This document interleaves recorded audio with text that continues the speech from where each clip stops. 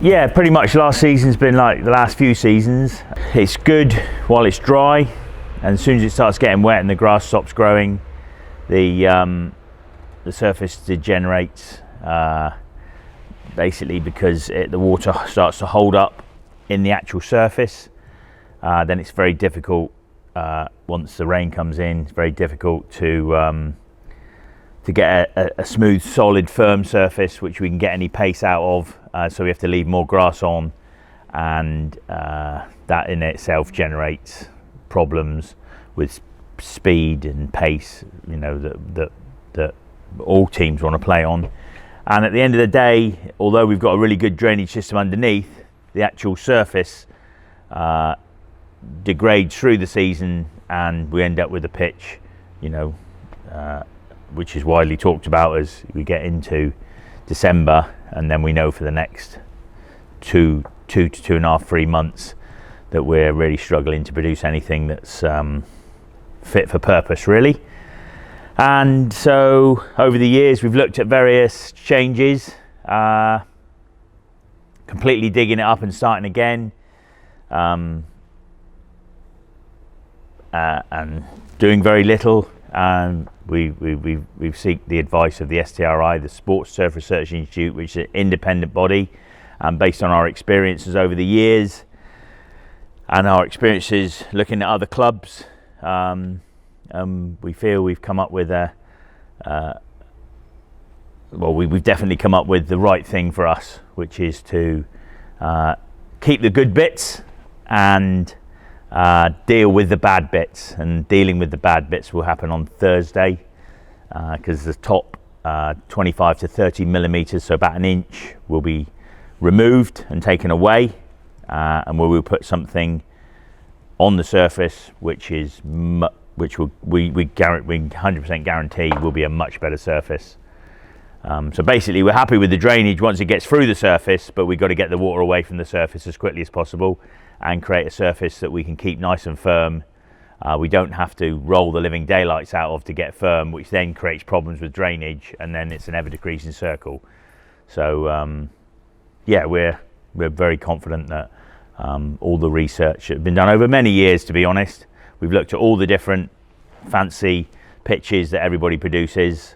Some of them are just not for Exeter City, and not without their own problems, unless you can chuck loads of money at them every season. So we've come up with a system. We're working on a system that other local clubs have got, and you know, and have great, you know, they're up for pitch of the year every year, and have had pitch of the year in their various divisions. So, you know, we're using the experiences of others to make sure we make the right decision, which, you know, we as a club are very confident that we've done. So you did some work during the season on some drainage issues as well, I think, didn't you? Especially in the far corner over there. Was that? Yeah. We spent a fair bit of money on it in 2016 when they were doing this, and to be honest, we expected it to be a lot better, but we still struggled with it over the last couple seasons. And then we identified there was a drain had been compromised during the build, which didn't materialise for a year or two, but actually had been affecting it. Once we resolved that, even though this year wasn't great, we were still suffering with the hangover from the previous 2 years with the surface. We know the drains work, and we've actually done a bit of surgery on the pitch, and we found the drains, and we know they work, and we can actually we've put a camera through them, so we know they're good. So there's pointless in spending hundreds of thousands of pounds ripping the whole thing up when once you get through that surface, we know the drains work, basically. So the plan is to remove the bad bits, i.e. the top inch, put in some more drains across the pitch. It's got so there'll be slits across the pitch with stone in them, and then sand on the surface. We will then be adding more sand to the surface to get up to a ratio of about 85% sand, 15% organic matter, soil, basically. And then into that surface, once we've increased the level of sand that we need to get it to, we'll then add a product called fibre sand, which is the same sand as we're putting on, but it's got the equivalent of horsehair in it. So that then allows us to create a much firmer surface. And what that fibre does, the horsehair in it isn't horsehair, but it's a man-made fibre. What that fibre does is hold the surface together, even when the grass starts to wane a bit in the winter. So we better hold the surface together, and obviously if we can hold the surface together, we're more likely to hold the grass as well. So the grass and the fibre work in tandem, the roots of the grass and the fibre work in tandem to create a firm surface, and the higher sand content creates the drainage. So if we don't have the puddles, we won't create the soft spots, and we create a much firmer surface with the way we're going forward. We're adding more drains into the surface. The last time we spent any significant amount of money on it, which is when we did the drainage and put the irrigation system in, was I think 2009, 2010, which was very successful. A lot of investment went in there, but they couldn't go the whole hog then. And then since then, the fibre sands and the desos and all the plastic pitches have all come out, and the carpets. And having really looked long and hard at these surfaces, the one for us is the fibre sand pitch. And to be honest with you, when you talk to the contractors and you talk to anybody and you say to them, right, what pitch would you have here? You know, guys that work with us for several years now, they'd say fibre sand every day of the week, because you can keep a fibre sand going for many, many, many years, decades in fact. Yet the carpets and the desos, where you've got plastic actually coming out the surface, basically you're committing yourself to having the thing ripped up every 10 to 12 years, which is a huge cost, which is, you know, millions of pounds, and it's just not a road that we're prepared to go down, because we can't guarantee in 10 years time we're going to have £1.5 million to rip that pitch up. We'd rather have a pitch that is halfway between the pitch we have now and the more plastic, where you've got plastic out the ground. So that's a great sound decision, and we've invested in our machinery, so we've got a lot more pedestrian machinery, as well as spiking and spraying, so we can keep the weight off it with our vehicles. So we will put the tractor over it, but less frequently. Most of it's going to be pedestrian stuff, and I can show everybody that once we get it going. So significant investment has been made in not just doing the pitch, but also in the infrastructure and the hardware you need to look after that pitch. And you know, it's going to be more work for us, but we'll be producing a better surface. And you know, there's some days this year when we've been out there preparing it, and I have to put my hand in my heart and say I've not been proud of that surface at all. And it's only the last few weeks really that we've been able to produce anything like, and what we've produced for the last few weeks is going to be, we're going to be better than that. We're never going to be as bad as that. So we're really enthusiastic and very confident that we've done everything we possibly can to get a sit, which is a pitch which is fit for Exeter City to play on, and Exeter City as a club to be very proud of. Absolutely. I think what's fundamentally clear here is the amount of planning, investigation and thought that's gone into this process. You know, it's been a long time coming, hasn't it? And everything has been examined, everything's been thought about, considered, and you've made the right decision. Yeah, we've been lucky. We had many years where we couldn't afford to do anything, so we did a lot of planning, a lot of investigation, a lot of visits to other clubs, a lot of conversations with other people, a lot of watching games on the telly. We've had input from the manager and the coaching staff. They've been specifically this year. I've asked them to have a good look at the pitches they play on and see which ones that they prefer to do. And as a team.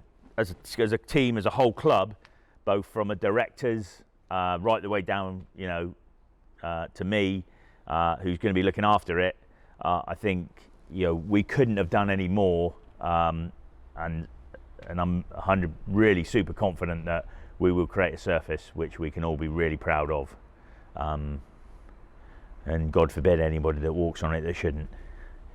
If we talk timescales, a lot of sand was delivered on Monday and work is starting on Thursday. I mean, how does it work? What are sort of the steps? Okay, so basically what will happen from now is we're having stuff delivered at the moment into the car park, which is shut off now.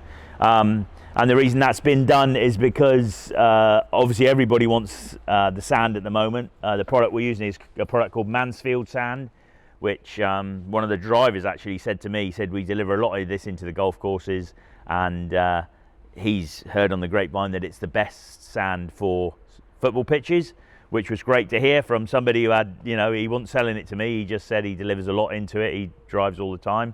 So what will happen, at the moment we're taking all the furniture away and taking all the boards away and making the entrance wider and getting prepared. We've got a little bit of work to do on the irrigation system just to make sure that's right up to speed. We've got a couple of valves to replace, so we've got to do a bit of digging up. Thursday lunchtime's when it's all going to happen. The contractors are working, a bit of name dropping, Leeds training ground. They're doing Brighton's main pitch. She's working at Sheffield Wednesday. They're going to be working on Harrogate's pitch as well, and it's kind of, so they're a very busy company, and that's what you want. You want a company that's busy, not sitting around waiting for you to call them. So they're shipping everything down to us on Thursday lunchtime, and the surface will be removed. That horrible inch of surface will go, which we'll be waving goodbye to as it disappears in the lorries on Thursday. So hopefully by Thursday tea time, the surface will look, for intents purposes, brown, because there will be no grass on it, and you'll see the sand slits that we put in previous years, which we're very confident will still be there. And then we've got to make a bit of decision. We may or may not put extra, it's whether or not we put extra sandbands in. We don't think we need to, because we've had it all tested, sent away to independent testers for the amount of sand in the soil. Then we'll be putting extra, what they call gravel band drainage in. At the moment, about 10 years ago, they were put up and down, and when we investigated the pitch, we saw those. So we know they're still there and they work, because we saw water in them back in when we were investigating a couple of wet areas. And we're going to put them across, so go in a different direction. So there'll be no more than 500 millimeters for the water to go to before it hits a drain. So that'll be done Thursday and Friday. So by Friday, quite a bit of gear will be taken out, and then next week we will dress the surface with sand, and then work that sand into the top sort of 3 to 4 inches. Once that's on, the levels will be put back, so the pitch will be put back to level, and then we'll be introducing the fibre sand, so the same sand with the fibre mixed into it at a high concentration, and then that high concentration will be dressed onto the surface, worked into the soil down to a depth of between 75 millimeters and 100 millimeters, so 3 to 4 inches. So that will be the fibre top. So we'll have a fibre top on the pitch. Once that's done, the levels will be redone again. Sounds really easy, this, but it is quite complicated. Getting that mixture right, and at all times, our consultant, who we're paying to oversee the job, who we've used in previous years very successfully, somebody I've had a relationship with for many years, professional relationship, when I was working on the golf course, fantastic bloke. We're trying to make sure we use him before he retires, and he lives relatively locally, luckily. He will be overseeing every level, and it's all good stuff. So that will be put down, and then once the fibre sand's on and it's to a level, then the seed will go on, and it'll be really good. So once the seed's on, hopefully the pubs will be open and we'll be able to go for a couple of beers, which we've all promised ourselves once it's done. Brilliant. I mean, that's a lot of work to get through in the next couple of months. Our plans, I guess, are to do as much as we can to show people what's going on, explain why you're doing it, and maybe even speak to some of the contractors so they can give their view on this kind of thing as well. So there'll be lots to come in the next couple of weeks, really. Yeah, I think when it was done in 2009, 2010, there are some photographs kicking about, and I stumbled on some old footage of stuff I think it's important that we archive all this stuff, and so in years to come, we know where we've come from, what we've done, and at the end of the day, none of the fans are allowed in at the moment. Will be next season. I think keeping everybody in touch, and that's where the dollar's going. It gets spent, all over the place, trying to improve the place. Full stop. And I'm the guardian of the pitches, and I've gone in there and asked for funding to improve surfaces, not just here but at the Cat and Fiddle. And to be fair to the board, they've listened to us. We've put good reasons forward. We've done our research, and the money's being spent wisely. It isn't going to our mates. It's going to bona fide contractors who work at other places, and we know we're getting a great deal. So really proud of that fact, and really proud of the fact that board put their trust in myself and my team to be the guardians of the pitches, and say we're not just working here. Tomorrow we're going back out the Cat and Fiddle once we've stripped this place down, ready for Thursday, and we'll be progressing out there, which we've already started. We've seen the videos of. I'll be doing similar stuff out there and making improvements out there. So there's loads going on, and from my department's point of view, there's a lot of investment going into our department, which will pay us dividends, because we'll have better surfaces, better players. Bosh, here we go.